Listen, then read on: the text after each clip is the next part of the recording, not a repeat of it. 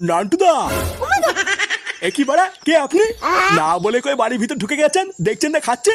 আসলে নান্টুদা, একটা খবর দেবো বলে তাড়াহুড়ো করে ঢুকে পড়েছি, বুঝতে পারিনি।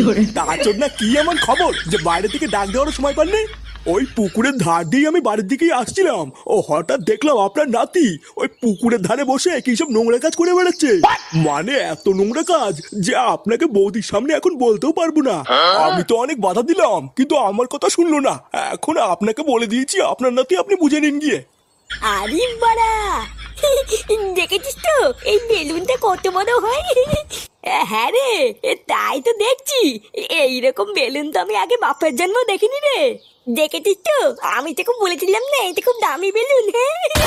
এ ফাটা, দাদু, দাদু তুমি এখানে কি করছো? এ তোর হাতে ওটা কি রে? ফেল ওটা ফেল। ফেলবো কেন? এত দামি একটা বেলুন আমি ফেল দেবো নাকি? এটা দিয়ে আমি আর কেউতে এখন সারাদিন খেলবো, তাই না কেউতে? বাবার পকেট থেকেই তো পেয়েছি, নোংরা হলে কি বাবা রাখতো নাকি? বাবার পকেট থেকে পেয়েছিস মানে? হুম, বাবার পকেট থেকেই তো পেয়েছি। কি রে কেউতে, তাই না বল? হ্যাঁ গো দাদু, ফাটা এটা কাকুর পকেট থেকেই পেয়েছে। ওইসব উল্টো পাল্টা জিনিস আমি আমার পকেটে রেখে কি করবো? আমি কি এসব চিনি নাকি? চিনিস না তাই না? লেওরা, আজকে আমি তোকে চিনিয়ে দেবো ওটাকে চিনিস।